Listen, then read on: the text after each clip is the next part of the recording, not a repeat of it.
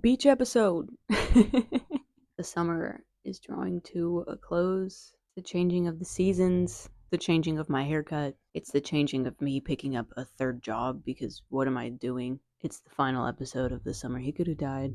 Now I know there will be more, but it's the final one for now. And for the duration of this whole show, I've had such a hard time figuring out what to clip my mic to. For this episode, I have this piece of bone that my friend found at the beach, and I thought it was thematically relevant. If you stick around to the end, I'll give a little state of the channel address and talk about what I'm going to do going forward. But for now, let's just start the episode. He's acting out Hunter x Hunter fanfiction with his toys. We've all been there.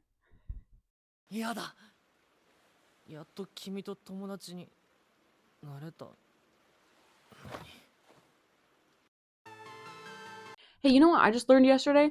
The dude who composed the score for this show also did the score for Yuri on Ice, and literally nothing else. Shout out to Umebayashi Taro, who changed lives in 2016, dropped off the face of the earth, and changed lives again.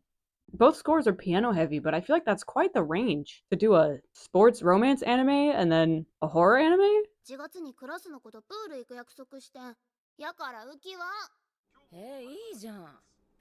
Crazy work from dad facing away from everybody else at the family breakfast table. He is making an effort, I guess, but the bar is on the floor.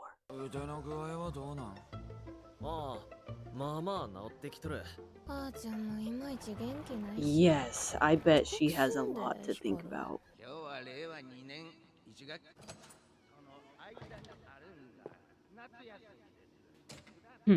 I am trying to remember how the school year works in Japan. I know the school year starts in March or April. The first semester is done and they're breaking for summer. Let me look this up. Okay, the school year runs from April to March. Classes begin in April. Summer break is late July into August, about 6 weeks. Okay, makes sense.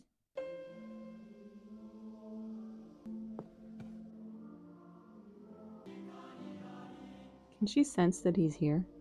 Can she hear him from that far away?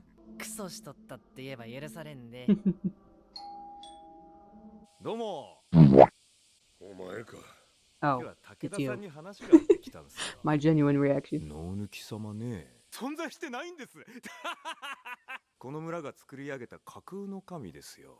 I don't know if anyone wants to believe that.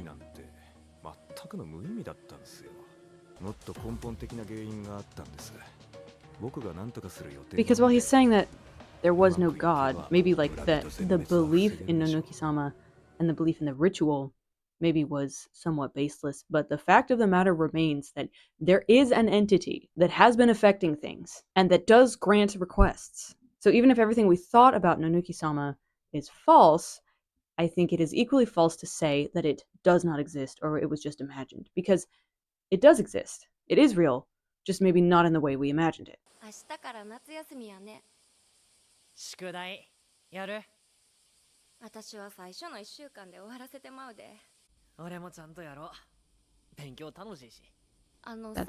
not something the old Hikaru would have said.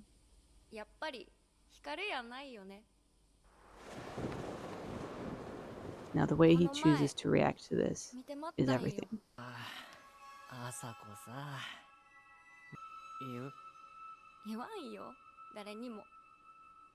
Who would believe her?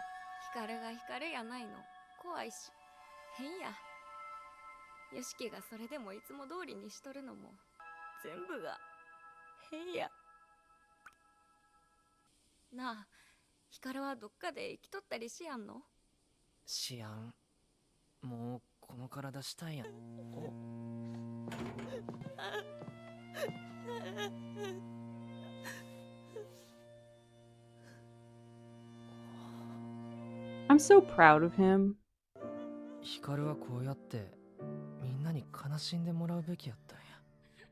Yeah. This catharsis was stolen from everyone. And Yoshiki's the only one who knows, but he can't express it at all.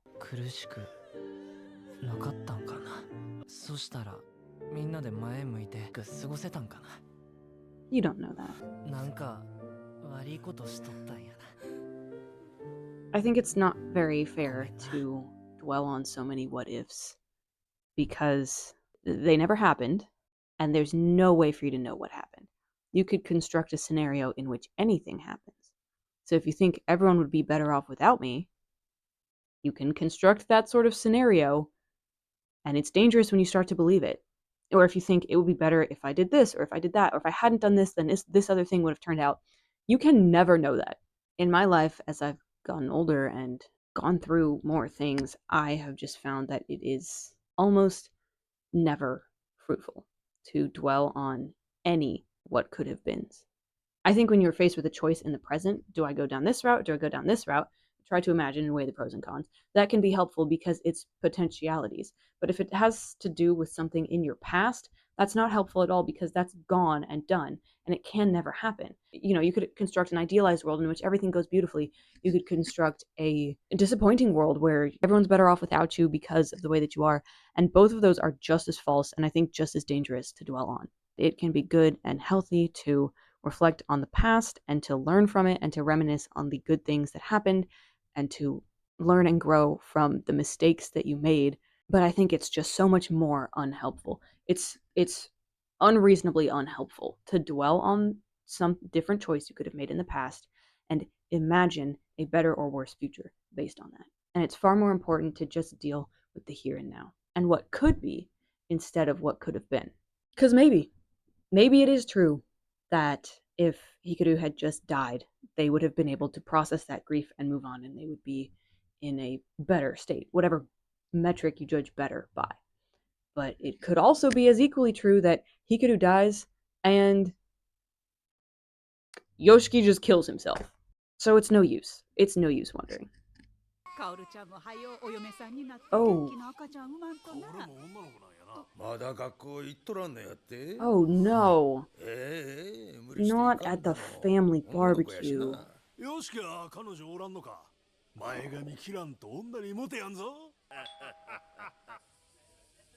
Oh, thank God.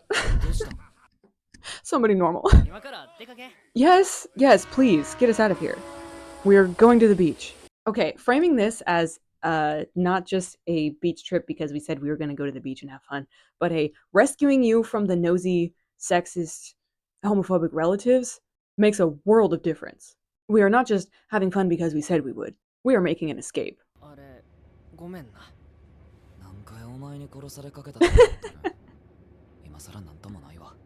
This is the ending.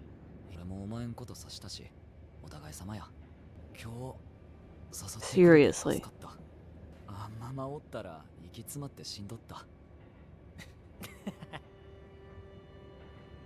This mixed media is so beautiful.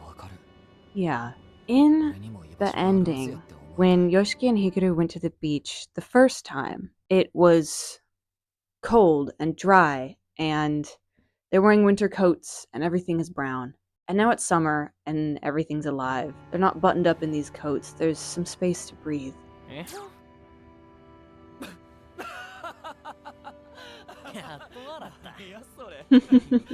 The ending cuts off that scene right after Hikaru makes a funny face. It makes it seem like Yoshiki had no reaction to that. That face that Hikaru used to make isn't funny to him anymore. But that's not the whole picture. It was very cleverly cut. Things are maybe not as sad as they would seem, or at least we're not in such a bad place that we can't spare a little bit of time to laugh.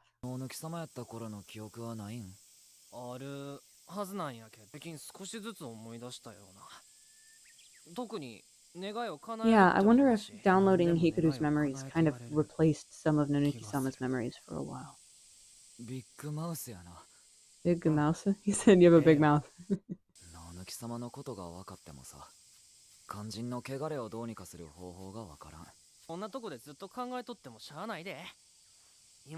Let's go to the beach! Ninki Minjaj. There it is.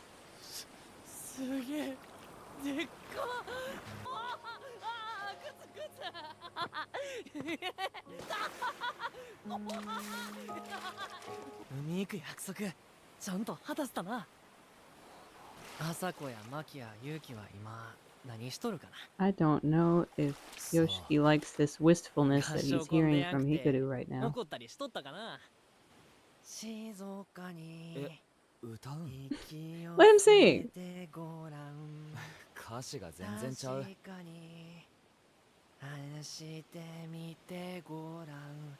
俺は死に際の光の誰も悲しまなければええのに。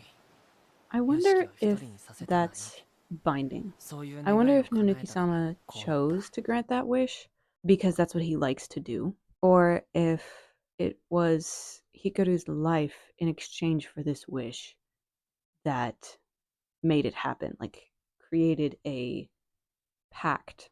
でも悪い。その願いは多分果たせやん。俺、山に戻ろうと思うね。最近ヨシキを襲ってしまうのはさ、多分 The 俺の water 本 did 性が not 出たか reach らやね。 Yoshiki.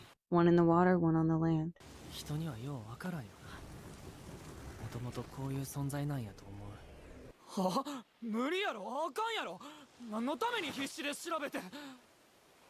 化け物はおらんくなって、お前は光の死を受け入れて、人として生きていくんや。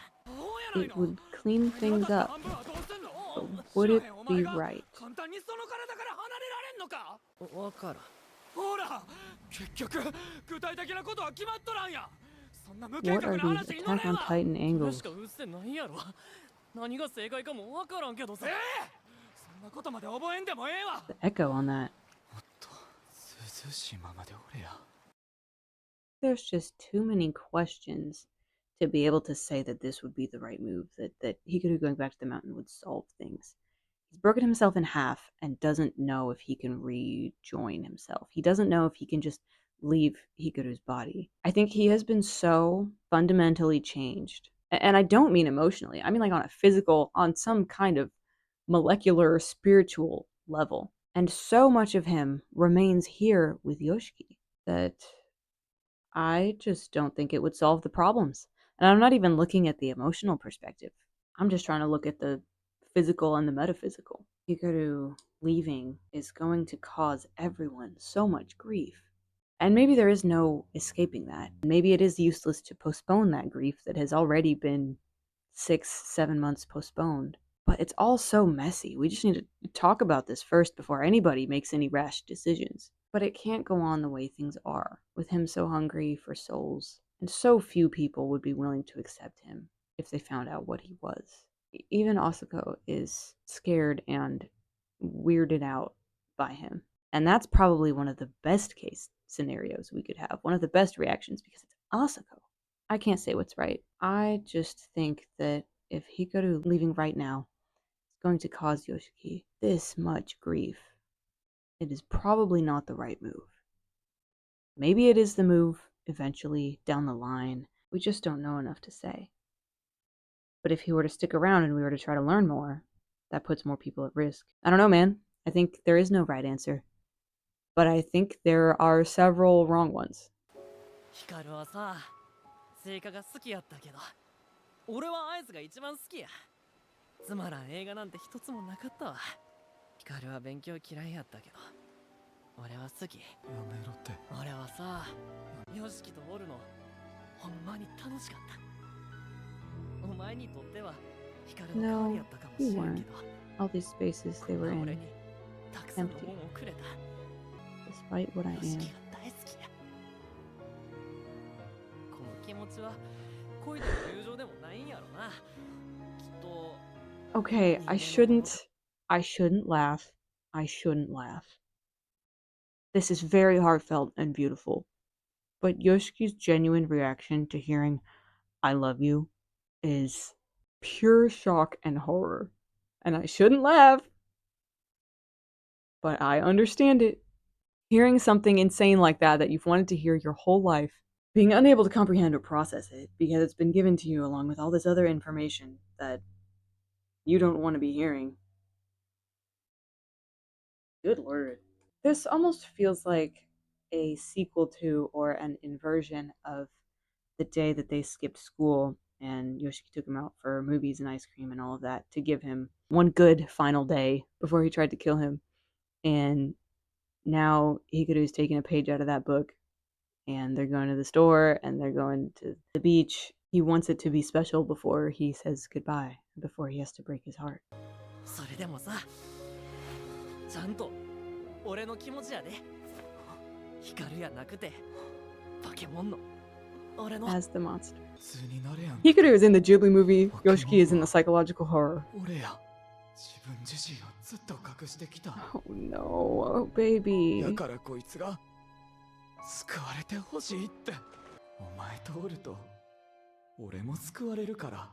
As if the monster could be saved.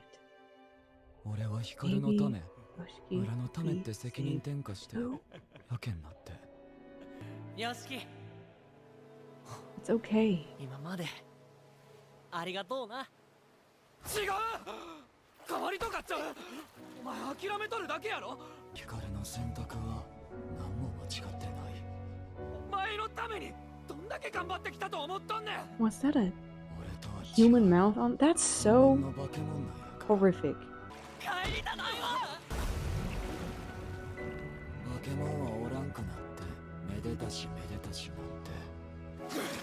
何のために今まで山に帰るんやから。勝手なこと言ってんやないわ。俺からバケモンから解放され。 Man, get this creep out of here. 俺もバケモンや。普通になれやんくて。全部ただのエゴでも。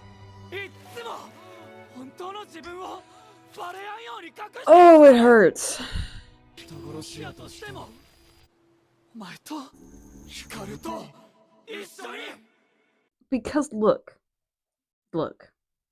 I'm not here to discuss morality and ethics. I'm here to discuss the story, okay? And I think if you, as Yoshiki, have been hurt and belittled and ignored and unaccepted and made to feel like a stranger in your own home, in your own town, and made to feel like a monster, I would say, I think he deserves to be a little bit selfish. If it feels like nobody will ever accept him for the way he is, maybe we just all hold hands and become monsters together. You know, maybe we let the monster win. And maybe along the way we'll find that the monster was never really all that monstrous. 光の代わりなんかやないよ。ただお前に消えてほしないだけの最低の自己中クソ野郎や。そっか。もう今さらそんな言われてもさ。 Oh man. あはは、大丈夫。あんなとこまで流されとる。いらんわ。あんまま遠くまで流されればええ。 Let it go. 屋敷の方がガキやな。 Okay. Okay. Okay. Okay. Okay. Okay. Yoshiki dropping to his knees in front of Hikaru to beg him to stay. That was an addition. That was crazy.